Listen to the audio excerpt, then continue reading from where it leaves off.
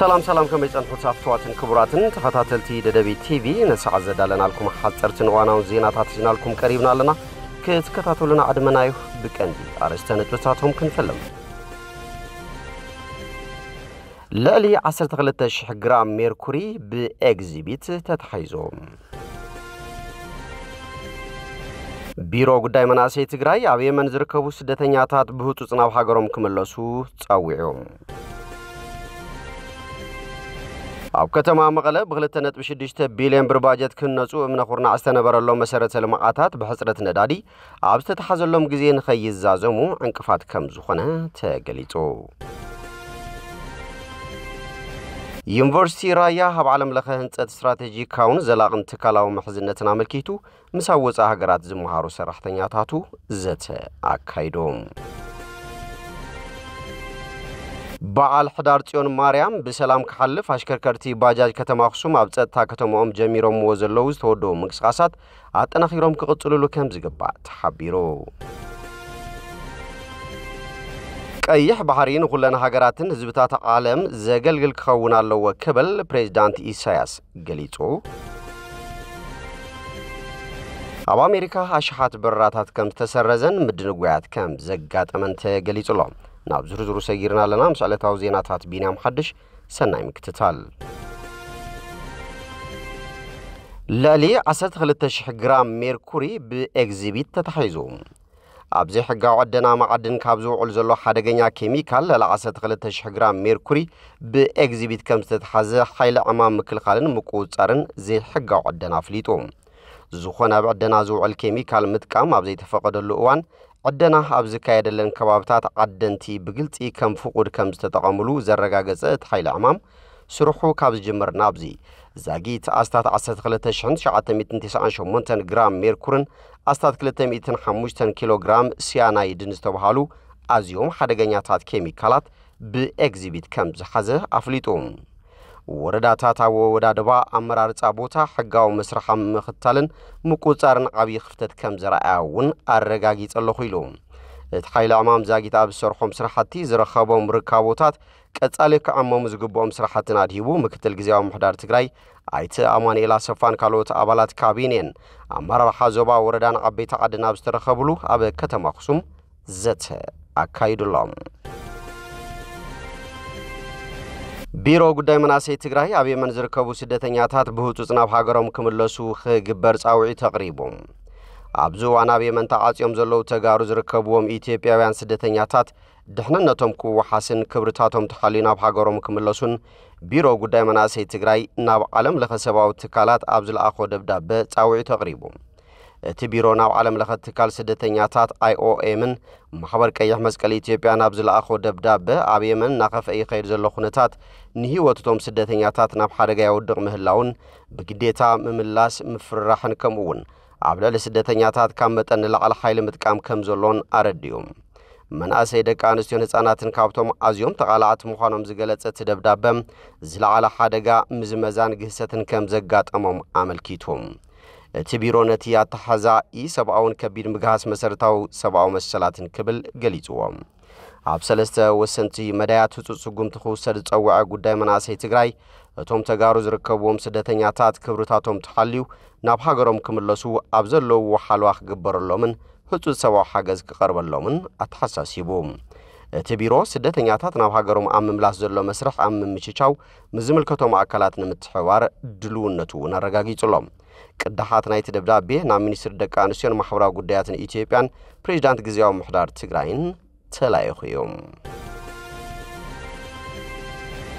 ኣብ ከተማ መቐለ ብ2.6 ቢልዮን ብር ባጀት ክነጹ እምነኹርና አስተነበረሎም መሰረተ ልምዓታት ብሕጽረት ነዳዲ ኣብ ዝተተሓዘሎም ግዜ ንኸይዛዘሙ ዕንቅፋት ከም ዝኾነ ተገሊጹ መምሕዳር ከተማ መቐለ 2017 ዓ.ም ብ2.6 ቢልዮን ብር ባጀት ካንጾም እምነኹርና ኣብ ዘንበረሎም መሰረተ ልምዓታት ዑደተ ካይዱ ኣማሓደርት ክፍለ ከተማታት ሰሜን አይደር ሓወልትን ሓድነትን መምሕዳር ከተማ መቐለ ካብታ ዝርከቡ ትካላት መሰረተ ልምዓት ብምስፋፍሑ ንተጠቀምቲ ማሕበረሰብ ስልጡንን ኣዕጋብን ግልጋሎት ንምሃብ ሓጋዛይ ምዃኑ ሓቢሮም ህንጸቶም ተጀሚሮም ዘለው መሰረተ ልምዓታት ኣብ ዝተሓዘሎም ግዜ ንኸይዛዘሙ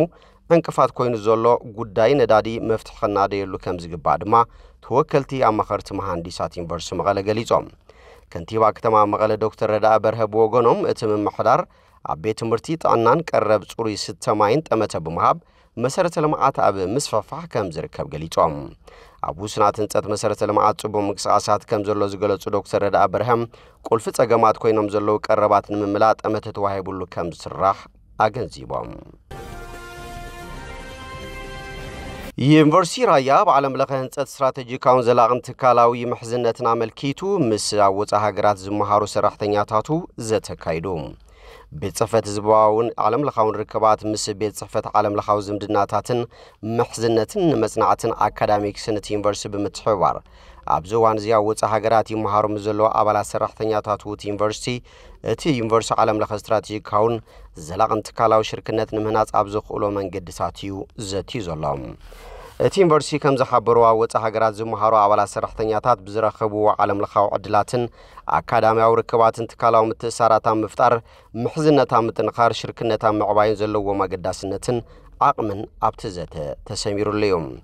ኣብ መንጎ ዩኒቨርሲቲ ራያን ወፃ ሃገራት ዝርከቡ ሰራሕተኛታቱን ምትሕብባር ንምጥንኻር ሓበራዊ ጻዕሪ ብምክያድ ነዊሕ እዋን ጸንሐ ክንክልትዩ ዝጠቅም ዓለም ለኻዊ ሽርክነት መሰረት ንምንጻፍ ዝሕግዝ ስራሕቲ ንምስራሕ ኣብ ምርድዳእ ከም ዝተበጽሐ እውን እቲ ዩኒቨርሲቲ ሓቢሩሎም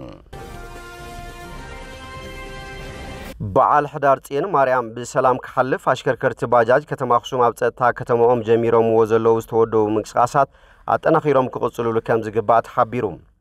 ቤት ጽሕፈት ሰላም ጸጥታን ምስ ቤት ጽሕፈት ፖሊስ ከተማ ኣኽሱም ብምዃን በብወርሑ ምስ ኣሽከርከርቲ ዝዝትዩ እንትኸውን ብፍሉይ በዓል ሕዳር ጽዮን ማርያም ብሰላም ክሓልፍ ድማ ዘተ ኣካይዶም ኣለዉ ብዝተወደበ ምንቅስቓስ በዓል ሕዳር ጽዮን ማርያም ብሰላም ክሓልፍን ውሕስነት ጸጥታ ከተማ ክረጋገጽ ካባና ዝግበር ትጽቢት ክንፍጽም ኢና ክብሉ እውን እቶም ኣሽከርከርቲ ባጃጅ ምርግጋጾም ተሓቢሩሎም ቀይሕ ባሕሪ ንኹለን ሃገራትን ህዝብታትን ዓለም ዘገልግል ክኸውን ኣለዎ ክብል ፕሬዝዳንት ኢሳያስ ኣፈወርቂ ገሊጾም ቀይሕ ባሕሪ ካብ ዝኾነ ማያዊ ክፍለ ዓለም ዝያዳ ኣገዳስነት ዘለዎ ስለ ዝኾነ ጸጥታዊ ውሕስነቱ ክረጋገጽ ከም ዘለዎ ፕሬዝዳንት ኤርትራ ኢሳያስ ኣፈወርቂ ገሊጾም ኣብቲ ንዝተፈላለየ ጉዳያት ዝተንከፈ ኣብ ኤርቲቪ ብዓረብኛ ዘካየዶ ቃለ ምሕተት ቀይሕ ባሕሪ ስትራቴጂያዊ ንግዳዊ መስመር እኳ እንተኾነ ቅድም ቀዳድም ሃገራት እቲ ዞባ ገማግም ባሕረን ክውሕሳ ከም ዘለዎን ሓቢሮም እቲ ምስ መራሒ ግብፂ ዓብድልፈታህ አልሲሲ ንምዝርራብ ኣብ ካይሮ ዝቐነየ ፕሬዝዳንት ኢሳያስ ኣፈወርቂ ወሽመጥ ኤደን ንዘለዎ ወታደራዊ ምትእትታው ሃገራት ከም ዘይቕበሎ እውን ደጊሙ ነጺሩሎም እቲ መራሒ ኤርትራ ብዛዕባ ወሽመጥ ኤደንን ሶማልያን ዘለዎ ወታደራውን ጸጥታውን ኩነታት ኣመልኪቱ እውን መብርሂ ከም ዝሃበ ሚኒስትር ዜና ኤርትራ ጠቒሱሎም በዚ ሕጂ ዘሎ ኩነታት ማለት ሶማል ክለኣየራ ገማግም ባሕራን መሬታን ዝሕሉ ላዕላዊ ትካላት ዘይብላ ውድቕቲ ሃገር ኮይናትሉ ኣብ ዘላ እዋን ብውሽጣዊ ዓቕማ እትገብሮ እትኽእል ድሩት እዮም ነዚ ነዊሕ ገማግም ባሕሪ ንምሕላው ውሽጣዊ ዓቕሚ ሶማል ግድን ከዓብን ክድልድልን ኣለዎም ካብ ነዊሕ ግዜ ቅድሚ ናጽነትና ከይተረፈ ጀሚርና ንሶማል ኣብ ጽቡቕ ቁመና ንምምጻእ ክንሰርሕ ጸንሒና ኢና ክብል እውን ገሊጾም ኣብ ዝሓለፈ ሒደት ዓመታት ኣስታት 10,000 ወታደራት ሶማልያ ኣብ ኤርትራ ሰልጢኖም ናብ ሃገሮም ከም ዝተመለሱ ይዝከር ብጀካዚ ኣብቲ ምስ ሶማልያ የመን ጅቡትን ኦማንን ዝዳወብ ወሽመጥ ዘሻቕል ወታደራዊ ኩነታት ይምዕብል ከም ዘሎ እውን ኣሚቱ ኣብ ኣሜሪካ ሸሓት በረራታት ከም ዝተሰረዘን ምድንጓያት ከም ዘጋጠመን ተገሊጾም እዚ መንግስቲ መንገዲ ኣየራት ጻዕቕ በረራታት ከጉድላ ዘገድድ ሕጊ ያውፅኡ ተግባራዊ ድሕሪ ምግባሩ ዝሰቃበዩ ንሪፐብሊካውያን ዝወከለ ምምሕዳር ትራምፕ ምስ ዲሞክራሲያውያን ኣብ ባጀት መንግስቲ ናብ ስምዕ ክበጽሑ ስለዘይከኣለ ንሰራሕተኛታት ክኽፈል ስለዘይከኣለ እዩ በረራታት ከጉድል ዘገድድ ሓድሽ ሕጊ